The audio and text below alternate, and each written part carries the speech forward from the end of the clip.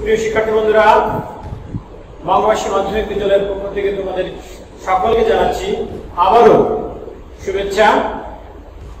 আজ আমি সপ্তম শ্রেণীর শিক্ষার্থীদের জন্য আরেকটি ক্লাস নিয়ে হাজির হয়েছি। বন্ধুরা, তো তোমরা আমার সাথে খাতা কলম নিয়ে রেডি হও এবং মন দিয়ে আমার এই ক্লাসটি উপভোগ করো।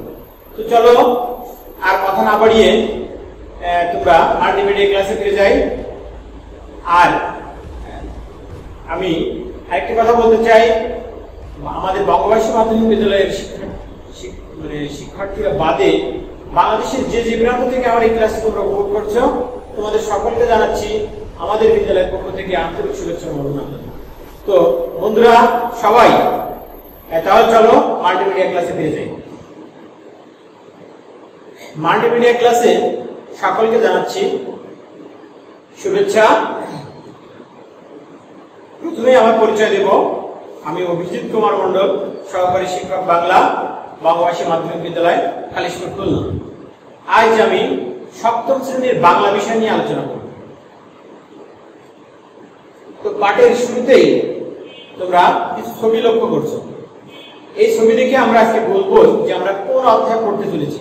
তো শিক্ষার্থী বন্ধুরা, প্রথম ছবিতে দেখতে পাচ্ছি অনেক শিক্ষার্থীরা একসাথে বসে পড়ালেখা করছে। তার পাশে একটা ছবি দেখতে পাচ্ছি, ক্লাসে শিক্ষক ছাত্রছাত্রীদের অর্থাৎ শিক্ষার্থীদের পড়াচ্ছেন সুন্দরভাবে, একটা সুন্দর পরিবেশ। দেখো সবাই পড়ছে, শিক্ষক সেটা কি করছে, মনিটরিং করছে। তো তারপর দেখো আরেকটি ছবি আমরা এই পাশে লক্ষ্য করছি, শিক্ষক ক্লাস নিচ্ছেন আর একজন ছাত্র বসে বসে সেই শিক্ষকের পাঠদানটা মন দিয়ে শ্রবণ করছে। তারপরে ছবিটিও ঠিক তাই, শিক্ষক যে কোনো একটি বিষয় স্টুডেন্টকে বুঝাচ্ছেন এবং স্টুডেন্টরা দাঁড়িয়ে সেটি সুন্দরভাবে অত্যন্ত ধৈর্য সহকারে, মনোযোগ সহকারে শিক্ষকের কথা শুনছেন। শিক্ষার্থী বন্ধুরা, এই ছবিগুলো দেখে কি আমরা বুঝতে পারি যে আজকে আমরা কোন অধ্যায় পড়তে চলেছি? হ্যাঁ, আমি জানি যে তোমরা এটা বুঝতে পেরেছো। আজকে আমরা পড়তে চলেছি কি, তোমরাই দেখো, আজ আমরা পড়তে চলেছি সবার আমি ছাত্র। তাহলে আজকের পাঠ কি? সবার আমি ছাত্র, যেটা লিখেছেন কে? সুনির্মল বসু। দেখো এই পাঠ শেষে শিক্ষার্থীরা অর্থাৎ তোমরা জানতে পারবে কি, দেখো কবি পরিচিতি বলতে পারবে, অর্থাৎ কবি সুনির্মল বসু সম্পর্কে তোমরা বলতে পারবে, তার সঠিক ধারণা তোমাদের ভেতরে জন্মাবে। কবিতাটি তোমরা শুদ্ধ উচ্চারণে আবৃত্তি করতে পারবে, নতুন শব্দগুলোর অর্থ সহ বাক্য গঠন করতে পারবে এবং পৃথিবী যে এক বিশাল শিক্ষালয় অর্থাৎ শিক্ষা প্রতিষ্ঠান, সেখান থেকে কিভাবে নিজেকে একজন সৎ, বিনয়ী এবং আদর্শ মানুষ হিসেবে সবার কাছে উপস্থাপন করা যায়, এই কবিতাটির মাধ্যমে আশা করি তোমরা বুঝতে পারবে। তো শিক্ষার্থী বন্ধুরা, তোমাদের বইয়ে এই কবিতাটি অন্তর্ভুক্ত করার একটি কারণ যে তোমরা সৎ, বিনয়ী, নম্র, ভদ্র এবং আদর্শ মানুষ হিসেবে সমাজকে বদলে দেবে। এই জন্যই কিন্তু এই কবিতাটি তোমাদের বইয়ে অন্তর্ভুক্ত করা আছে। তো শিক্ষার্থী বন্ধুরা, চলো আমরা প্রথমেই এই কবির অর্থাৎ এই সুনির্মল বসু সম্পর্কে আমরা জানবো, তার জন্ম জানবো, তার মৃত্যু জানবো। তো দেখো, সুনির্মল বসু জন্মগ্রহণ করেছে কোথায়? 1902 সালে পশ্চিমবঙ্গের বিহারে তিনি জন্মগ্রহণ করেছেন। তার পৈতৃক নিবাস ছিল কোথায়? তার পৈতৃক নিবাস ছিল বৃহত্তর ঢাকা জেলার বিক্রমপুরের মালখানা নগর গ্রামে। তারপর দেখো, তার পিতামহ ও মাতামহ ছিলেন সাহিত্যিক এবং সাংবাদিক গিরিশচন্দ্র বসু এবং মনোরঞ্জন গুহ ঠাকুরতা। তিনি 1920 সালে ম্যাট্রিক পাশ করেছিলেন। কত সালে? 1920 সালে ম্যাট্রিক পাশ করেছিলেন। অর্থাৎ তোমরা এখন যেটা জানো এসএসসি পাস, সেটা তখন ছিল ম্যাট্রিক পাস। তারপর দেখো, তার সাহিত্যকর্ম ছিল কি? শিশু কিশোরদের জন্য তার উল্লেখযোগ্য গ্রন্থ ছিল ছানাবড়া, বেড়া মাজা, হইচই, হুলস্থুল, কথা শেখা, তারপরে কি পাতাড়ি, পাত্তাড়ি, মরণের ডাক, ছন্দের টুংটাং, শহরে মামা, বীর শিকারী ইত্যাদি। পরিচালক শিশু পাখি কিশোর এশিয়াতে তিনি পরিচালক ছিলেন। তারপরে দেখো অন্যান্যদের ভিতরে তিনি কি লিখেছেন, তিনি একজন কি ছিলেন, তিনি দক্ষ চিত্রশিল্পী ছিলেন, অর্থাৎ আর্টিস্ট ছিলেন তিনি একজন। এই কবি তিনি 1957 সালের 25শে ফেব্রুয়ারি কলকাতায় মৃত্যুবরণ করেছিলেন। তো শিক্ষার্থী বন্ধুরা, এইবার আমি এই কবিতাটি তোমাদের সামনে পড়ছি, তোমরা একটু মনোযোগ সহকারে শোনো। সবার আমি ছাত্র, লিখেছেন সুনির্মল বসু। আকাশ আমায় শিক্ষা দিল উদার হতে ভাইরে, কর্মী হবার মন্ত্র আমি বায়ুর কাছে পাইনি। পাহাড় শিখায় তাহার সমান, হই যেন ভাই মৌন মহান। খোলা মাঠের উপদেশে দিল খোলা হইতাইনি। সূর্য আমায় মন্ত্রণা দেয় আপন তেজে জ্বলতে, চাঁদ শিখালো হাসতে মিঠে মধুর কথা বলতে। ইঙ্গিতে তার শিখায় সাগর, অন্তর হোক রত্ন আকর। নদীর কাছে শিক্ষা পেলাম আপন বেগে চলতে। মাটির কাছে সহিষ্ণুতা পেলাম, পেলাম আমি শিক্ষা। আপন কাজে কঠোর হতে পাষাণ দিল দীক্ষা। ঝর্ণা তাহার সহজ গানে গান জাগালো আমার প্রাণে। শ্যাম বনানী সরসতা আমায় দিল ভিক্ষা। বিশ্ব জোড়া পাঠশালা মোট সবার আমি ছাত্র। নানান ভাবের নতুন জিনিস শিখছি দিবারাত্র। এই পৃথিবীর বিরাট খাতায় পাঠ্য যেসব পাতায় পাতায়, শিখেছি যেসব কৌতূহলে। বন্ধুরা, কেমন লাগলো কবিতাটি? আশা করছি তোমরা সুন্দরভাবে বুঝতে পেরেছ। আমিও আবৃত্তি করার চেষ্টা করেছি। তো দেখো, এই কবিতার ভিতরে যে নতুন নতুন যে শব্দগুলো আছে, আগে আমরা এই শব্দগুলো জানি, তারপরে এই কবিতাটির একটু বিশ্লেষণ আমি তোমাদের করব। দেখো,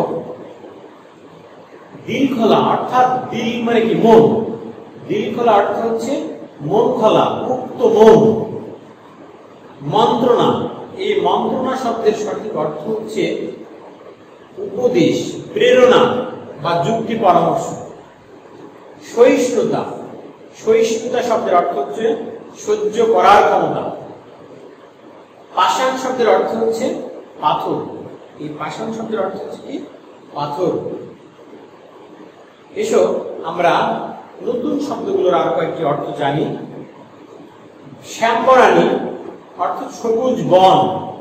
দীক্ষা শব্দের অর্থ হচ্ছে ধর্মোপদেশ, অর্থাৎ হিন্দুদের ধর্মে আছে দীক্ষা দেওয়া, অর্থাৎ ধর্মোপদেশ দেওয়া। বিরাট শব্দের অর্থ হচ্ছে বিশাল। উদার শব্দের অর্থ হচ্ছে দানশীল। দেখো, আকাশ আমায় শিক্ষা দিল উদার হতে ভাইরে, কর্মী হওয়ার মন্ত্র আমি বায়ুর কাছে পাইনি। অর্থাৎ এই আকাশ আমাকে শিক্ষা দিচ্ছে কি হওয়ার জন্য? যে উদার হতে, আমার মন বড় করতে, আমার দান করতে মানুষদের। কর্মী হওয়ার অর্থাৎ কাজের লোক হওয়ার মন্ত্র আমি বায়ুর কাছে পাই। অর্থাৎ বাতাস আমাকে কি শিক্ষা দিচ্ছে? যে তুমি কাজ করে যাও, তুমি কর্মী হও। পাহাড় শিখায় তাহার সমান, হই যেন ভাই মৌন মহান। অর্থাৎ পাহাড় শিখাচ্ছে। দেখো, পাহাড় কি শিখাচ্ছে? যে ভাই মৌন মহান হও, তুমি মহান হও। খোলা মাঠের উপদেশে দিল খোলা হইতাইনি। আর খোলা মাঠ কি শিক্ষা দিচ্ছে? মন বড় করো, আকাশের মতো মন উদার করো।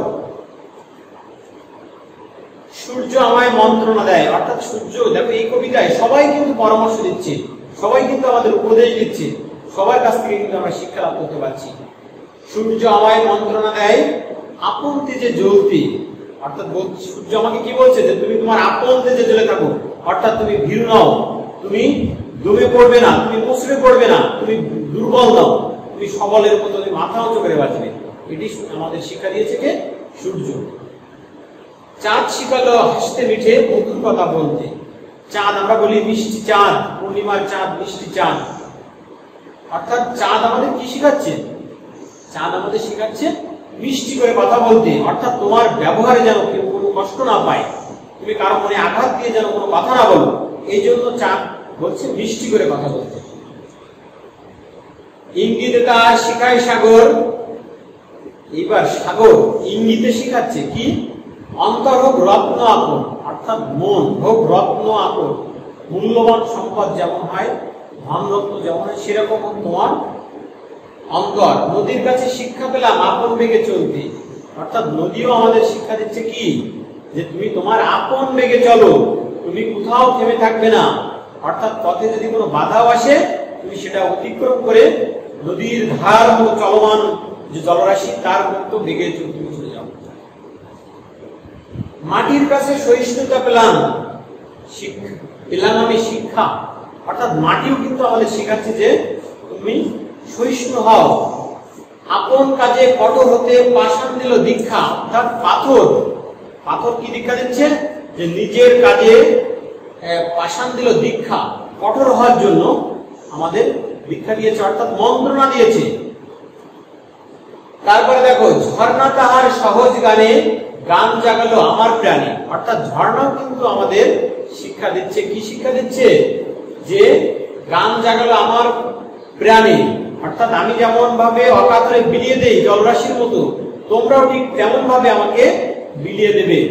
শ্যামবারানী সরসতা আমায় দিল ভিক্ষা, অর্থাৎ সবুজ যে বন বনানী তারা আমায় শিক্ষা দিচ্ছে যে আমি যেমন অকপটে দান করে যাই, তোমরাও ঠিক তেমনি ভাবে মানুষকে দান করে যাবে। বিশ্বজোড়া পাঠশালা মোর সবার আমি ছাত্র, নানান ভাবে নতুন কিছু শিখছি দিবার আগ্রহ। অর্থাৎ এই যে বিশ্ব ব্রহ্মাণ্ড, এই বিশ্ব ব্রহ্মাণ্ডের মাঝে সবাই দেখো, সবাইকে শিক্ষা দিচ্ছে। আকাশ শিক্ষা দিল, সাগর শিক্ষা দিল, মাটি শিক্ষা দিল, চাঁদ শিক্ষা দিল, সূর্য শিক্ষা দিল, অর্থাৎ সবার কাছ থেকে কিন্তু আমরা শিক্ষা পাচ্ছি। এবং আমাদের আশেপাশের মানুষ যারা আছে তাদের কাছ থেকে আমরা প্রতিনিয়ত শিক্ষা পাচ্ছি। আমাদের বর্তমানে আধুনিক প্রযুক্তি, যে ডিজিটাল প্রযুক্তি, এই প্রযুক্তির মাধ্যমে কিন্তু আমরাও প্রতিনিয়ত নতুন নতুন কিছু শিখতে পাচ্ছি। এই পৃথিবীর বিরাট খাতায় পাঠ্য যেসব পাতায় পাতায় শিখছি সেসব কৌতূহলে সন্দেহ নাই মাত্র, অর্থাৎ এই পৃথিবীর বিরাট খাতায় আমরা প্রতিনিয়ত যে শিখছি তার কিন্তু কোনো সন্দেহ নাই। কি সন্দেহ আছে বন্ধুরা? এবার দেখো, এই কবিতার একটি ছোট্ট কাজ আমি তোমাদের দিতে চাচ্ছি, নইলে তোমরা কেমন পড়ছো আমি কিন্তু এটা বুঝতে পারবো না। প্রকৃতি কিভাবে মানুষকে শিক্ষা দিয়ে সৎ এবং আদর্শ মানুষ হিসেবে গড়ে তুলতে পারে, এটা তোমরা ব্যাখ্যা করে আনবে। তো বন্ধুরা, এবার দেখো আমি তোমাদের মূল্যায়ন করব। মূল্যায়নে দেখো, আপন তেজে চলার মন্ত্রণা দেয় কি বলো তো তোমরা? আমি আশা করছি তোমরা সবাই পারবে, কিন্তু এটা কি? সূর্য আমাদের আপন তেজে চলার মন্ত্রণা দিয়েছে। তারপর এটা দেখো, কর্মপ্রেরণার বড় উৎস কি? কর্মপ্রেরণার অর্থাৎ কি? কর্মপ্রেরণার জুগিয়েছিল কে? বায়ু। নিরন্তর বায়ু প্রবাহ জুগিয়েছে আমাদের কর্মপ্রেরণার উৎস। মৌন মহানদী শিক্ষা দেয় কে? মৌন মহানদী শিক্ষা দিয়েছে হলো পাহাড়। পাথরের কাছ থেকে আমরা কি শিক্ষা পাই? পাথরের কাছ থেকে আমরা শিক্ষা পাই দৃঢ় থাকার। কবি হাসতে শেখেন কার কাছ থেকে বলতো? কবি হাসতে শেখেন হচ্ছে চাঁদের কাছ থেকে। শুধু কবি কেন, আমরা সবাই কিন্তু চাঁদের কাছ থেকে হাসতে শিখি। তো বন্ধুরা, এবার দেখো আমি তোমাদের কয়েকটি অবজেক্টিভ মূল্যায়ন করব। দেখো তোমরা সবাই একটু মন দিয়ে শোনো। সবার আমি ছাত্র কবিতায় এই পৃথিবীর খাতা কেমন? দেখো সঠিক উত্তরের জন্য ক্লিক করুন। এখানে ক্লিক করলে দেখতে পাচ্ছি আমরা ছোট নাকি বিরাট নাকি মাঝারি নাকি গোলাকার। এটা হচ্ছে বিরাট। সাগর তার বুকে কি ধারণ করে? সাগর তার বুকে কি ধারণ করে? অগণিত মাছ নাকি ঘূর্ণিমালা নাকি প্রাকৃতিক সম্পদ নাকি বিশাল রত্ন ভান্ডার? বলতো বিশাল রত্ন ভান্ডার। আমি জানি যে তোমরা সবাই এটা পারবে, কারণ কি কবিতাটি তোমরা সবাই মন দিয়ে শুনেছিলে। এবার দেখো আমরা পরের প্রশ্নে চলে যাব। আপন কাজে কঠোর হতে শিক্ষা দেয় কে? দেখো এটা হচ্ছে পাষাণ, আকাশ নাকি বায়ু? সঠিক উত্তরের জন্য আমরা ওখানে ক্লিক করব। দেখো পাষাণ, আপন কাজে কঠোর হতে শিক্ষা দেয় পাষাণ অর্থাৎ পাথররা। সবার আমি ছাত্র কবিতায় মানব চরিত্রের কোন গুণ উল্লেখ আছে? উদারতা, ভীরুতা, কোমলতা নাকি শিষ্টাচার? এটা হচ্ছে উদারতা। তাহলে বুঝতে পেরেছো তোমরা যে আমার সংক্ষিপ্ত যে প্রশ্নগুলো তোমাদের মূল্যায়ন করলাম? আমি আশা করছি সবাই পেরেছো এবং সবাই পারবে। এবার আমি তোমাদেরকে বাড়ির কাজ দেব। বন্ধুরা, তোমাদের খুব মন দিয়ে এই কাজটি তুলে নাও। কবি বিশ্বকে কেন পাঠশালার সাথে তুলনা করেছেন তা তোমার নিজের ভাষায় লেখো। কবি বিশ্বকে কেন পাঠশালার সাথে তুলনা করেছেন সেটি তোমার নিজের ভাষায় লেখো। এটি সুন্দর করে তোমরা খাতায় লিখে নেবে এবং এর প্রশ্নটি একটু বিশদভাবে আলোচনা করার চেষ্টা করবে। তো বন্ধুরা, এতক্ষণ তোমরা সুন্দরভাবে আমার এই ক্লাসটি মনোযোগ সহকারে উপলব্ধি করলে, এর জন্য তোমাদের সকলকে জানাচ্ছি আবারও ধন্যবাদ। তোমরা সকলেই ভালো থাকো, সুস্থ থাকো। আবারও পরবর্তী একটি ক্লাস নিয়ে তোমাদের সামনে আমি আবারও হাজির হব। ততক্ষণ পর্যন্ত সকলের সুস্বাস্থ্য ও দীর্ঘায়ু কামনা করছি। ধন্যবাদ।